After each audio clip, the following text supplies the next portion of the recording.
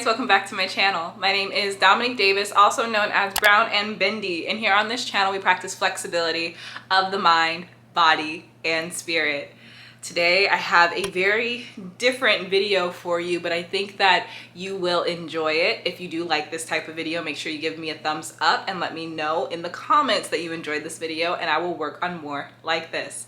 Today we are talking about the rise and the fall of the law of attraction movement, and I'm super excited to get into it.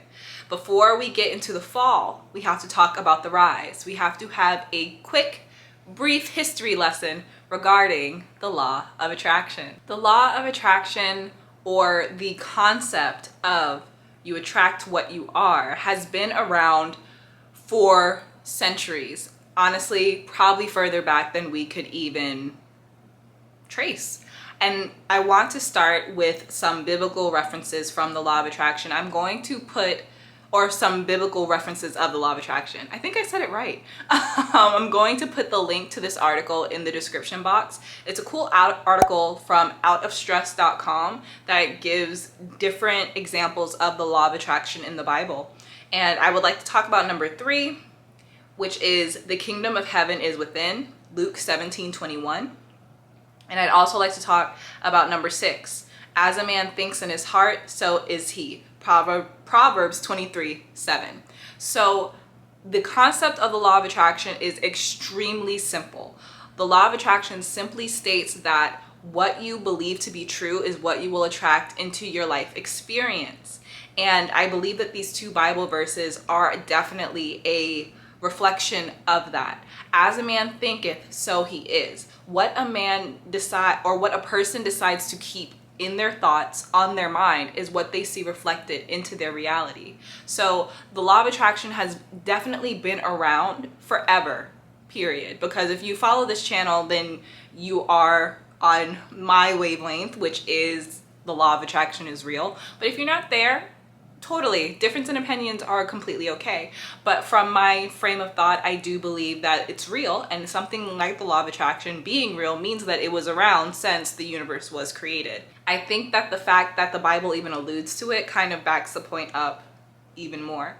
So getting away from that long ago, I do want to start in the early 1900s. We're going to talk about a couple of books that have come out in the 1900s and get to current day. The first book that I want to talk about is The Game of Life, and this book was written by Florence Shinn. That's right. The first person on our list is a lady. Do not let anyone tell you that this is a movement that is just for one type of person. It only works for one type of person. This movement is for everybody. So the first book that we're talking about was actually written by a woman who is one of the pioneers of law of attraction literature.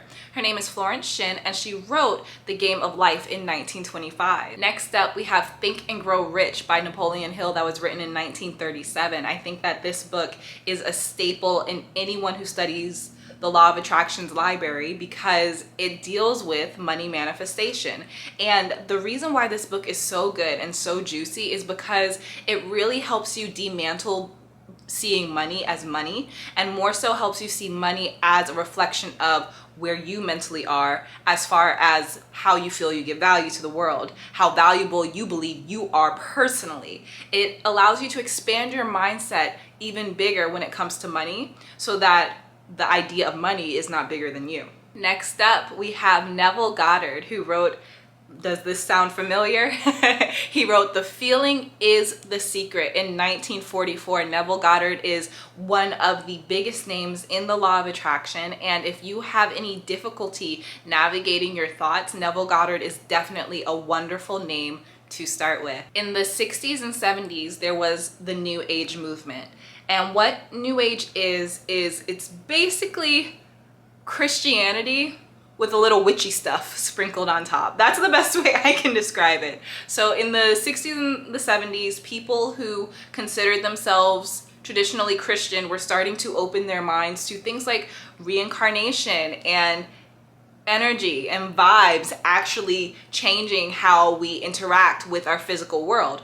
This idea that what we have going on inside our mind truly does change what's happening in our reality, and connecting that to our religion. One of my favorite books is The Power of the Subconscious Mind, written by Joesph Murphy. This is a book birthed in the New Age movement because Joesph Murphy himself considers himself a Christian. And when you read this book, he has a lot of biblical quotes, biblical Bible verses. When you read The Power of Your Subconscious Mind, you will find a lot of Bible verses that align with how Joesph Murphy sees the law of attraction. Fast forwarding to Y2K, the age of technology when everything just started to accelerate. The Secret came out in 2006. The book came out in 2006.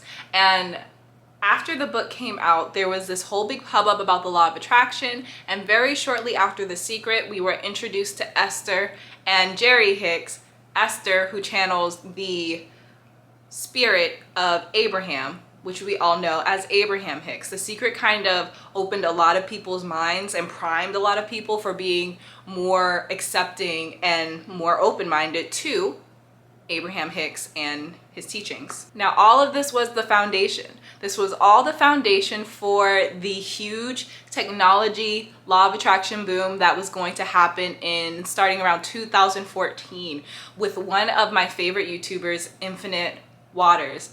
I'm just gonna go ahead and say that Infinite Waters is one of the pioneers of YouTube law of attraction. Right now, what I'm talking about are the people who were the first to get recognition for speaking about the law of attraction in the technology space. So big ups to Ralph Smart, baby girl Leora Alexander, and Aaron Dowdy.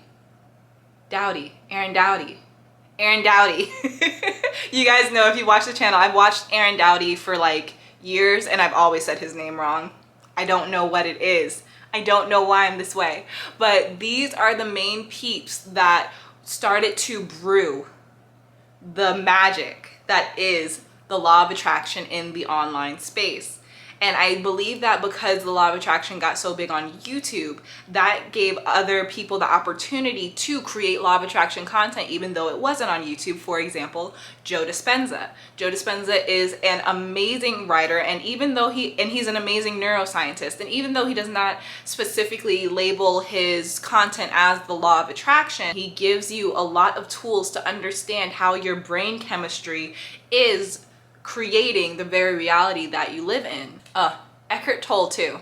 I do not think that The Power of Now would be as big as it is if not for the internet. In 2019, I feel like there was a boom in law of attraction curiosity from the general public, and that led us up to 2020, which so many people were in lockdown, so many people were stuck in their homes thinking about what they believe about life, what they believe about themselves, and what they believe about everyone's existence in general. A lot of people were asking themselves, how does the world really work? What am I here for? What do I believe? And I believe that this questioning is what led to the humongous boom of law of attraction interest that took place in 2020. This interest I can thank for my channel blowing up. But the thing is, there was a humongous boom in 2020. And then I feel like the second half of 2020, starting in like June, July, August, that huge boom very quickly started to fizzle out. So we had this long slope upward of the law of attraction. And then I feel like the public opinion and the public interest of law of attraction just is kind of taking a nosedive. And I want to talk about it and possibly give my perspective to change some opinions out there, because the law of attraction changed my life, and maybe it could change yours too if you're looking for that. Why is there less interest now? What happened? Well, the first the first culprit of the fall of the law of attraction movement is going to be reckless misinformation. And I am not going to blame one person or one app. I'm not going to blame one thing, but when the law of attraction blew up, a lot of people wanted to be law of attraction content creators. I don't know why. Because if you're called to do it, you're called to do it. I don't know why force it. because if you're called to do it, you're called to do it, but whatever. A lot of people felt like they wanted to create content, and this is just going to be big sister Dominique coming out. But when I'm watching a lot of this content, especially on TikTok, I can tell that the content was created from just watching a ton of videos, not actually doing any reading, not actually researching the history of law of attraction. And the thing about the law of attraction is you have to read. Videos are awesome, but I think that videos are great for keeping your vibration up. When you read about something, you are given words and your brain is allowed to decipher those words on its own. You're able to figure out what you interpret those words as opposed to watching a video where you hear the tone of someone's voice and you see their expression, and subconsciously you can say, okay, I agree with that, you know?